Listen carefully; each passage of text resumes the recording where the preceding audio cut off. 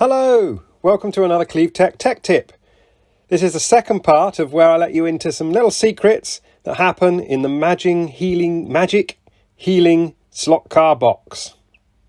This is the second video where I let you into a little secret of what happens in the magic slot car healing box in between races. You may have seen the first part of the video, hopefully you have, but if you haven't, I'll put a link on the screen now. Watch it first. And now let's get on with the second part.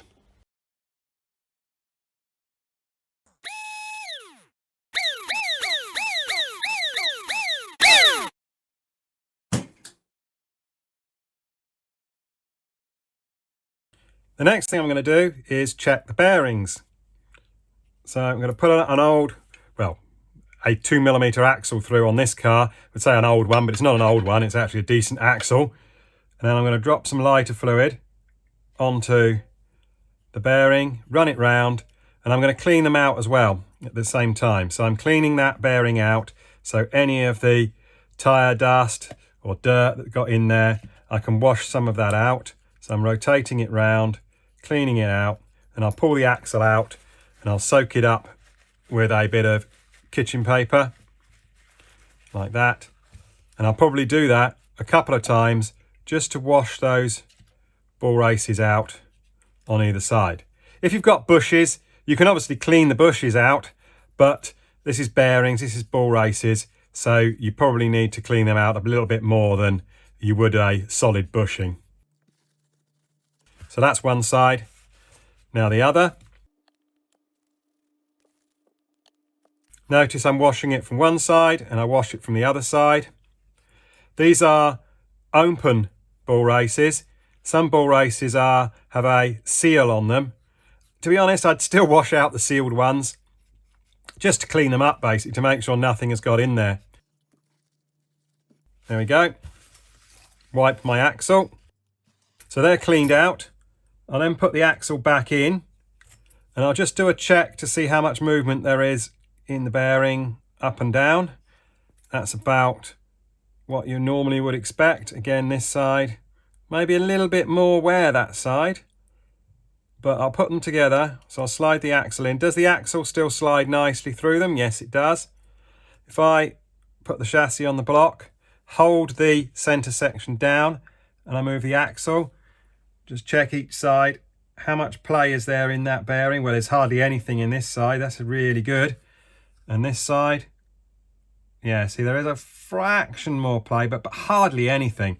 I can just literally feel a slight movement, but hardly anything. So those bearings are still good and good to go. If I was able to actually physically move the axle in the bearing, then I would say either my axle's worn or the balls in the ball bearing or the ball race are worn out, and I would actually then look at replacing one bearing or another.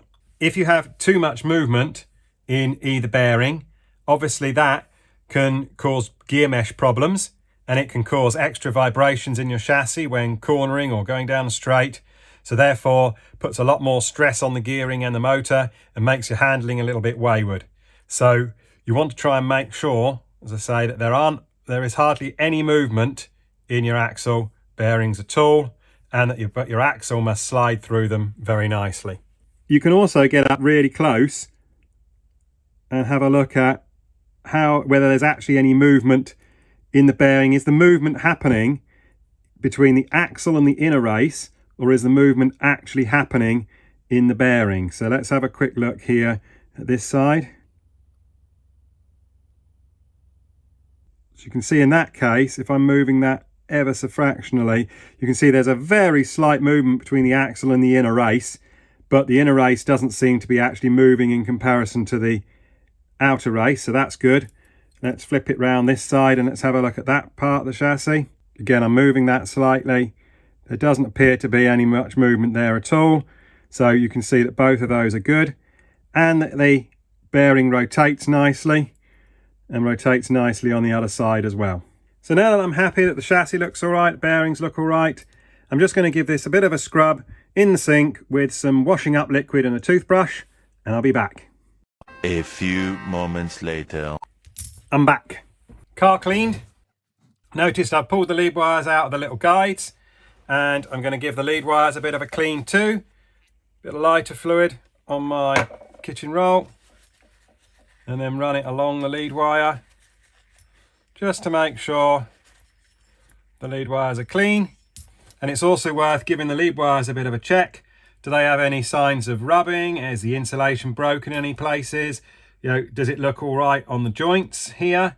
And in this case, yes, they do. They're fairly fresh lead wires, so I know that they're both going to be okay. Giving the chassis a good clean also gives you a chance to inspect some of the solder joints and make sure that none of the solder joints are broken or cracked or look like there's a dry joint there somewhere. So I do generally give it a good look over at all the joints and see how they look. So I can see, in this case, I'm very happy with the way it works and there's no issues with any dry joints or broken solder joints. I'll also check the movement in the guide. So does the guide wobble front to back? And there is a little bit of movement there, but is that more than when I set it up? Well, only you'll know that, depending on how you set your guides up. There is a fraction of movement there, and side to side wobble this way, hardly anything at all. So I'm quite happy that that guide hasn't had a big knock or stretched the guide post in any way, and it looks okay. So I'll go with that, and I'm happy with that guide. It's not been damaged too much and is fine for another event. You can see it's wearing a little bit on the blade, but it's not worn too much. I can run my finger along it. I can't feel any particular ridges or anything on the guide, so it's generally just wearing off the blue coating on it. So again, guide's not seen too much use. I'm quite happy with that. It's good enough for another event. So I'll fold my braids back in.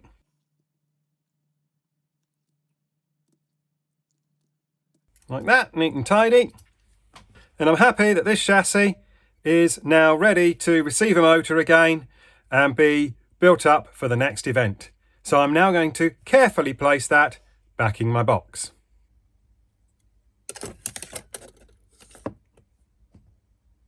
Thank you for watching another CleaveTech tech tip. If you haven't done so already, please subscribe. There'll be a big C icon coming on your screen very soon. Click on that, or have a look at some of the other videos that I've done in the past. See you again soon.